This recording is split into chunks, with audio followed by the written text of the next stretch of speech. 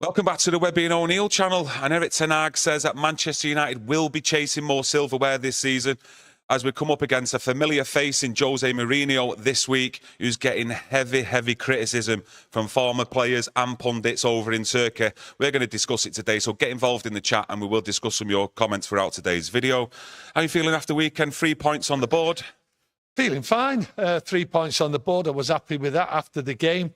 As we know, I've took a lot of criticism for my comments, read quite a few, and I just shook my head. Obviously, some people took it one way when it was meant to be another way. But hey, you know, I got the same criticism after turning round saying United had an excellent game against Aston Villa. So criticism comes, praise comes. Excellent game. Did you say that? Sometimes your wording, sometimes it has me scratching my head, I'm going to be honest with you, and Webby's as well sometimes, but I'm not there to challenge your opinion. I'm there to get the best opinion from yourselves on the match, but excellent. Yeah, Villa was an excellent game. It was a good team game. They went out there, and this is why I was annoyed on the performance on Saturday when they came out, because at Aston Villa, right, I did say in the pre-match, this is how they'd play. They'd work as a team. And I did say they'd win 1-0. And we nearly did win 1-0 against Aston Villa. But they rolled the sleeves up at Aston Villa. They fought as a team. They knew what they had to do. And that was to try and catch the odd goal against Aston Villa. They worked hard, extremely hard. People objected to that. But the same people what objected to my characterisation of the game and the team were actually praising over the last 2 games. We've got 4 points. Things are improving. So that just baffles me. But, hey, opinions are there. You give them. I give my opinions and you just look at it. But, like, do you mean in terms of looking back on the 2 games yourself, that 4 points, you know, a point against Villa, 3 points against Brentford, now looks, you know, it looks okay now, it looks good? Well, I've said you have to take each game as it comes, and he took Villa as it came. A difficult away game. People said, oh, Villa, they were tired, this, that and the other. United fans making excuses for a draw, blaming the opposition, it baffled me.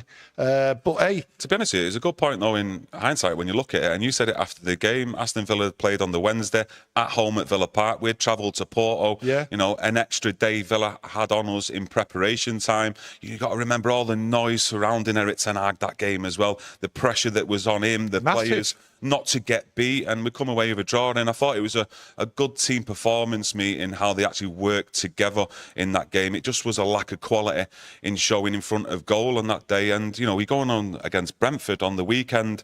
You know, you mentioned about the first half. You know, looking back on it, do you think you got it right? Well, I look at the Brentford game and I said, we're going to win 2-0. I just thought this Brentford team was there to be had.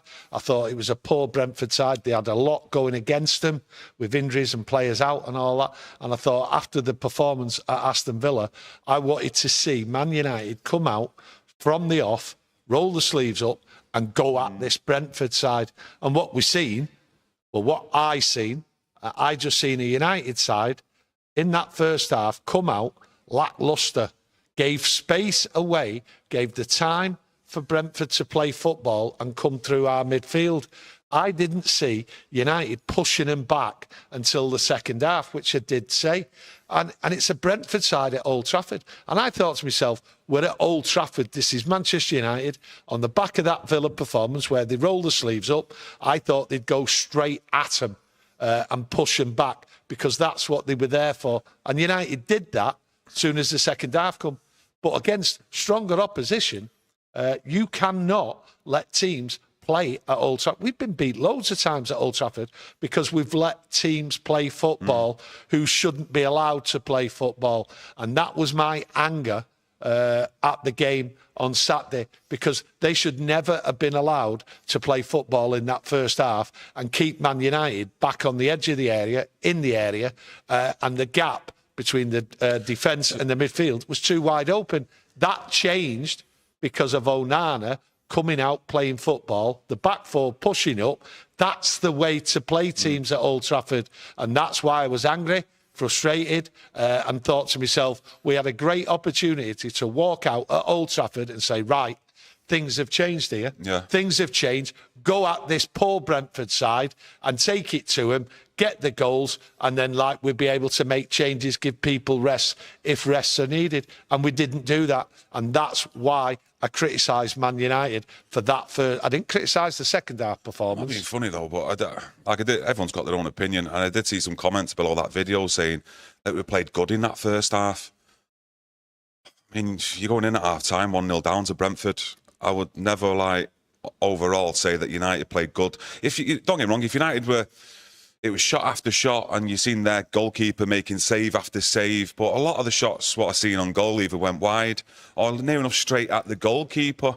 I thought there was some good bits of play towards the end of the second half. I mean, coming towards the end of the first half. Garnacho, he looked lively, he looked our biggest threat, I thought, coming off that left-hand side. A few times, not just him, but other players as well, when it mattered most and it needed it most in and around their box, players just to get the chin up off the chest, look up to see who they had around him. And some of the decision-making in and around our box, it was poor for me. And I listened to Erik Ten Hag, a couple of interviews from Erik Ten Hag after the game, and he didn't really go into the first half, what he actually thought of how Man United play. And he was very conservative, and he mentioned that in the second half, we upped the tempo, and that's exactly what you've seen from Man United and what you wanted to see, I think, as well. And I think the good thing about Erik Ten Hag, what he come out with, and he used at half-time, was that moment with De Ligt. With the cut head, the bandage, etc. He used that as fuel, his words were, and that was the right thing to do. I think it was a great piece of man management from Ten Hag, because it clearly worked at half-time in the way the Man United side come out. And we've seen a good, I think, 25 minutes of football from United in that second half. I really do. Yeah, you see the manager under massive pressure. Some of these players are under massive pressure. So you expect, you demand a Man United side at Old Trafford to take it to the opposition. And there wasn't that urgency at all. Well, where are you going to finish? We finished 8th last year, right? We want to finish in the top 4. People are demanding the top 4. That's where we should be. But we're not going to get top 4 if we're lethargic starting a game off and being passive. And we need to demand change. Erik Ten Hag has to change it up. Okay, he's under massive pressure. But as a United fan, you want to see change. That can't keep happening. Yes, we turned it round, and full plaudits for turning it round. You can't argue with that. But the thing is, it's not expected of a Man United side who want to win trophies, who want to finish high up in the league, and who want to challenge, to start a game like that. How many times have we seen that and been punished? We was lucky that we weren't punished. That's how I looked at it. And it might seem wrong, it might seem harsh, but that's how I looked at the game. United, soon as they stepped on it, soon as the second half started, just took Brentford apart. It was easy. But the thing is, we should never have been put in that position. Yeah, we shouldn't be chasing a game at home. We won't get away with it. Yeah, no, of course. And you can only play the opposition what's in front of you, let's face it. And in that first half, like I say, there was moments from the likes of Garnacho, etc. I was pleased with Rashford as well.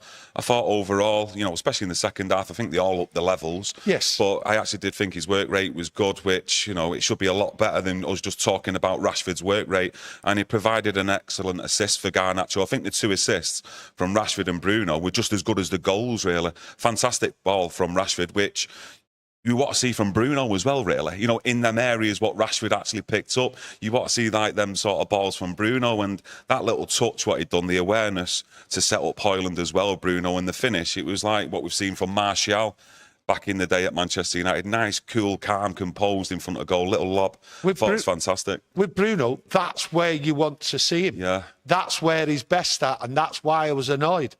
Bruno there and Rashford, them 2 passes, them 2 little touches they did, okay, they opened up the Brentford. They opened them up, but that's where you want to see him. Listen, they were the 2 best touches I've seen this season. And I did say that about Bruno, but that's where you want him, and that's why Bruno is frustrating, because he's not playing in that position, because the team isn't so far forward. They're not pressing the teams consistently. And when you press like they did in the second half, that's where Bruno should be. Yeah. And he gave an absolute delicate little touch. And then when you see Rashford get that ball and do a pinpoint cross behind, okay, the Brentford defence for Garnacho, who was up there. Yeah. That's what you want to see. Pushing them back as Pushing them back. Yeah, giving them something to think about. And, you're looking at that first half, I'd say at least 3 or 4 times, I thought the press wasn't good enough from Man United. I mean, I was seeing the same old thing that we've seen in recent weeks, really, of Brentford building up from the back and it taking them 2 passes, and then they're on the final third facing the goal of Manchester United. I mean, they were bypassing the midfield 2 or 3 times, and it looked easy for Brentford to do that. And that's, for me, when I was going in at half-time, I was thinking, this needs to improve drastically. I don't know whether... you're looking at some of the players like Bruno, he'll start the press off. You might then get Garnacho or you might get Rashford. It looks like they're actually doing something where they're closing them down and they're pinning them in. But then they'll play a pass to either the left or the right, and then they're out of it. It's and sometimes it just looks a little bit too easy for the opposition to do. And like Erik Ten Hag said, and you said as well, in the second half, they upped the tempo. Yes. And we're seeing a different Manchester United, and they deserve the praise that they get because, coming into the second half, 1-0 down, chasing the game. They got the early goal, what was needed. And what did you think, though, when we actually went 2 goals up and it was 2-1? I thought when Xerxes come on just before it, that press, that way they were playing, slowed up. And as if to say, 10 minutes to go, 10, maybe 15 minutes max to go. Right, we're 2-1 up. Let's not do any silly mistakes. But then time and time again, we've seen United sort of go back and try and sort of defend. And really, that's not the way to go for it. Because I did say, for those what's watched the full video, I thought that we should have scored 3 or 4 goals and gone on and smashed them the way we was playing in that second half. And I was disappointed with the way it went in the last 10 minutes. We sort of sat back. And to be honest with you, when I look at Xerxes didn't have a chance as a centre-forward because we was more... the idea of the last 10 minutes, it looks as though, let's just keep this 2-1 win. Let's not make any silly mistakes. Well, that took the attacking phase out of the game. So it took Xerxes out of the attacking game. His touches weren't good and all that, but his head had gone. That's how I seen it. Don't get me wrong, you're always living on the edge, aren't you? 2-1, last 10 minutes, 15 minutes a game. No matter who you are, you're living on the edge. But as a fan, as a supporter, you could see there was a good confidence there in that second half from all the team. And as a supporter, you want to see goals, don't you? Especially with the lack of goals that we have seen recently in the Premier League. So, but he got it right. A good defensive display you might then add to hold, and keep the game as it was at 2-1, and we got the 3 points. So yeah, I didn't think there was much to worry about from Brentford coming on. I thought United would handle it pretty easy, but I'm expecting, like any fan, here's a team, we've got at them. We can see how we've got at them. We've upped our game. Let's wallop them. Let's get more goals, more confidence. That's what you wanted to see. But we didn't see that. United sort of went in the shell for the last 10 minutes and were quite happy to stay at 2-1 and take the 3 points. And I'm not criticising that because at the end of the day, we had to have the 3 points. We managed to get them. So let's not throw it away. That's how I looked at it. Do you know something I did pick up on after watching the game again is during the game, I've seen it at least 3 or 4 times, Rashford with Garnacho on the left-hand side. And sometimes they were playing bits of possession between each other or near enough 5 or 10 yards away from each other. And I was thinking, what's he doing over there? Hold your position. We might need that out ball on that right-hand side when we need to switch to play.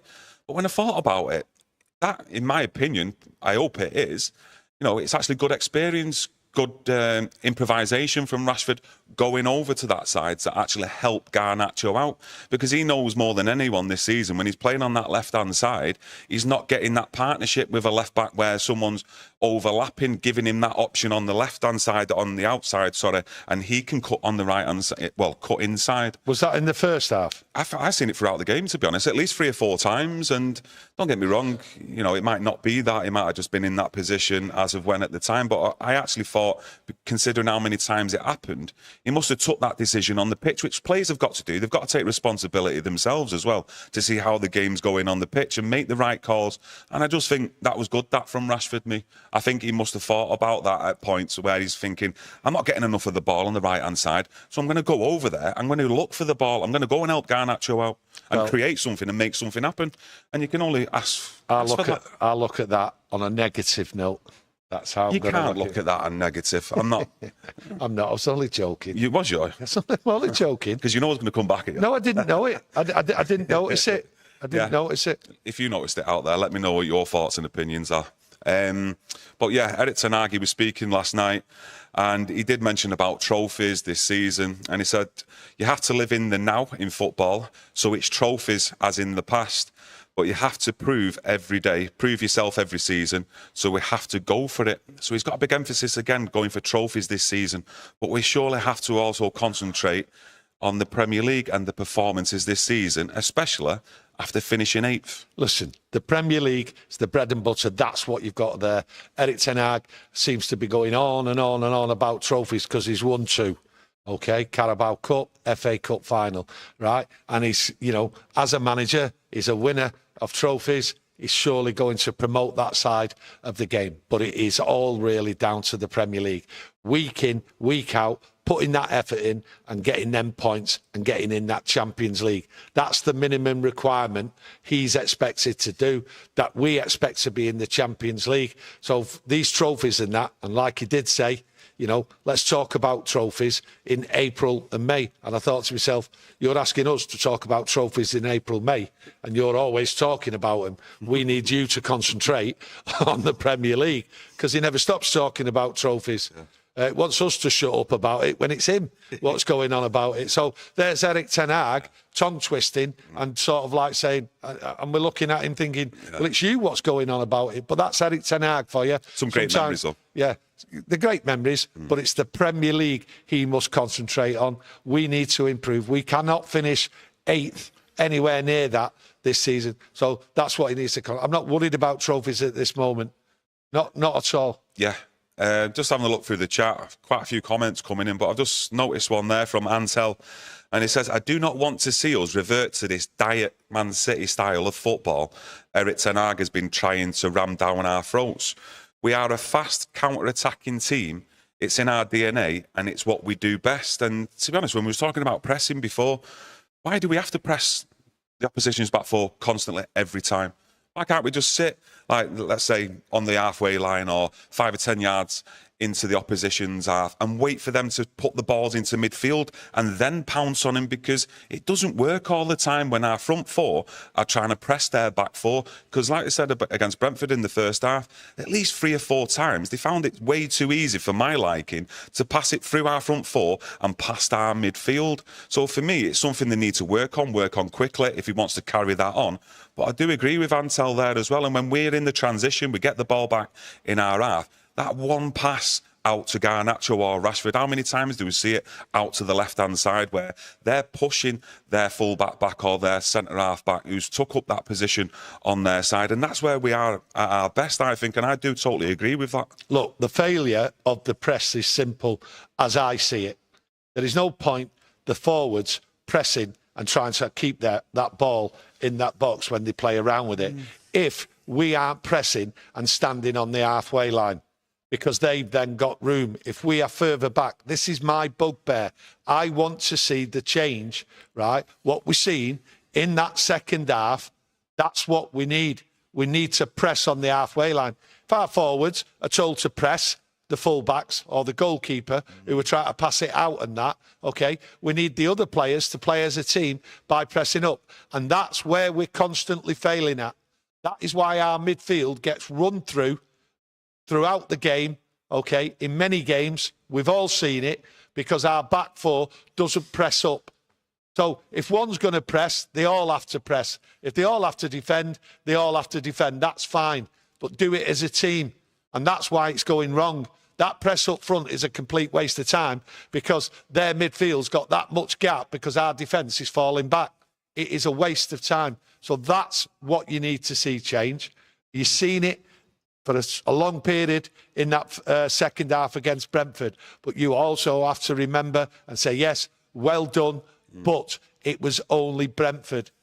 Can we do it on a consistent basis? You can't do it against teams like Aston Villa away from home. You have to do it in a different way. And United did it in a different way. They pressed them. They stopped Aston Villa playing football. And that was the right way to do it.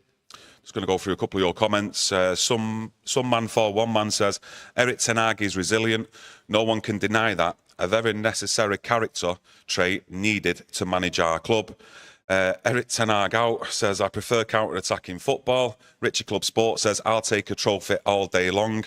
I will as well, but surely the focus has to be on the Premier League as well. Because if you're looking at it, we need Champions League football this season. In my opinion, we need to finish in them places, because you're looking at then the summer transfer window.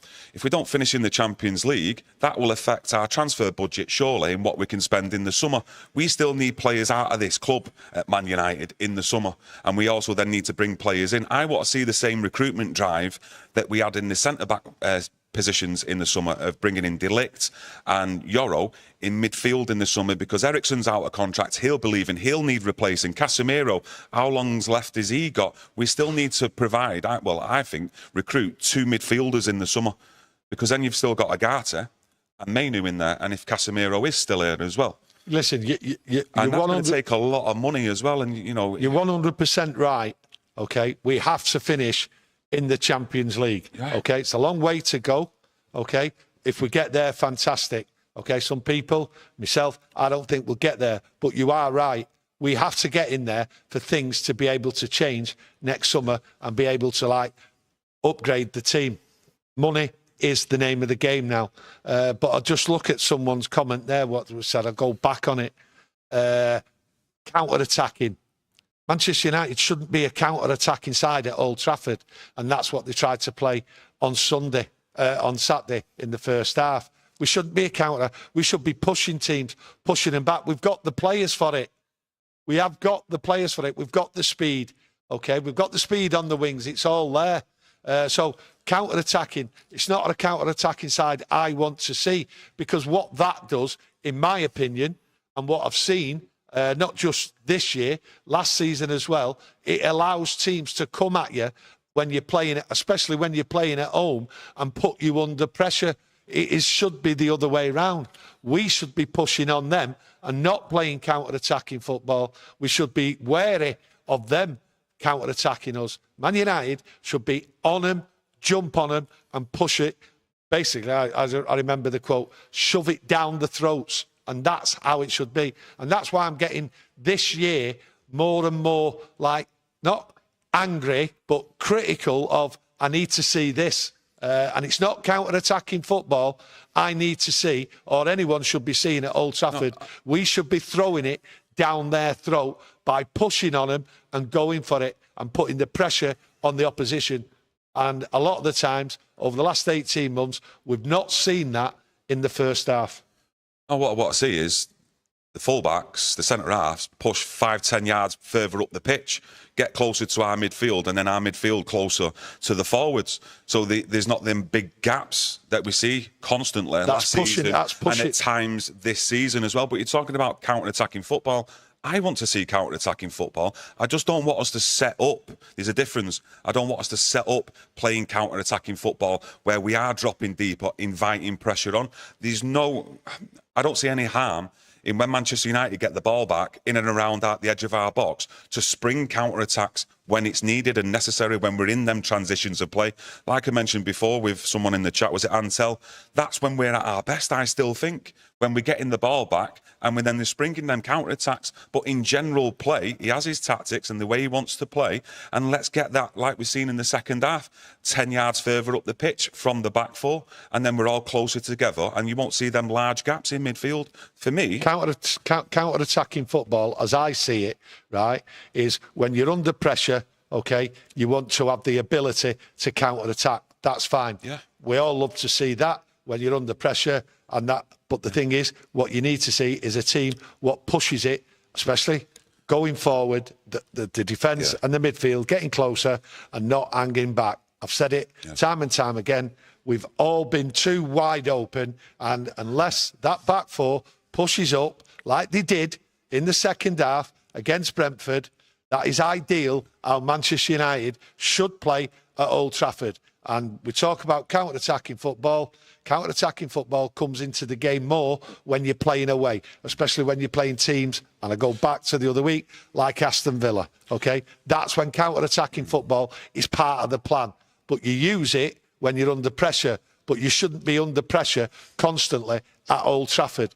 You should use the tactics of throwing it down their throat and squaring the game up, closing it down. But hey, you know, I think we've talked a bit too much about that, to be honest. Yeah, I think the players that are best suited that, especially when we're getting the ball back, is Eriksen and Bruno, because they're the two people I see who've got the vision and who can actually ping them passes as well to Garnacho or Rashford, who are the best in that transition of a counter-attacking football where we're then on the attack.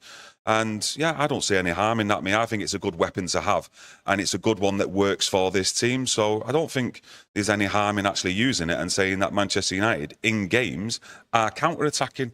I mean, it seems to be like you can't do that these days for some reason. Obviously, we all want the attack, you know, the Man United kind of way of, you know, free-flowing football. But things have changed slightly here under Erik Ten Hag, or changed a lot under Erik Ten Hag, in the way he wants to set up his actual team, in the way he wants to play overall. But unfortunately, a lot of people out there, I've seen, you've seen, that it's not worked in many, many games. Yeah. So hopefully he looks at that Brentford and says, right, that's the way we've got to play at Old Trafford. Aston Villa, sometimes we're going to have to play like that.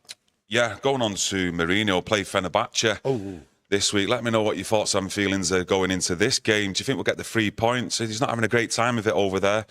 José Mourinho is getting absolute pelters from the media, pundits, ex-players. I think they sit 4th in their league, 8 points behind Galatasaray, who were top, who I think they got beat by about 2-3 weeks ago, 3-1. And just a little snippet here of one of the pundits says, Mourinho does not have the ability to study the opposition players like most world-class managers.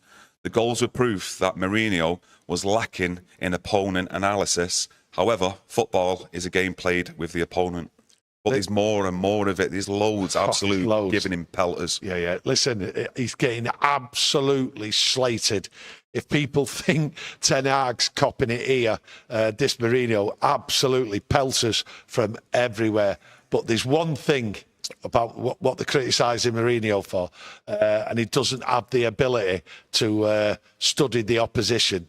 That is one thing they've 100% got wrong. Yeah. If there's one thing I like about Mourinho, he knows how to set a team up against the opposition. I've seen it for years with him. He knows what to do. So they're just slating him for anything, but the ability to study the opposition, I think he's a master at it. Yeah. He knows how to set a team up, and he knows how to get a win against a very difficult side. But Mourinho, he is absolutely, Kieran will tell you a little bit more, but I am amazed at what's being said about Mourinho. But it mirrors what's happening with Ten Hag here. All about money. He spent this amount of money and all.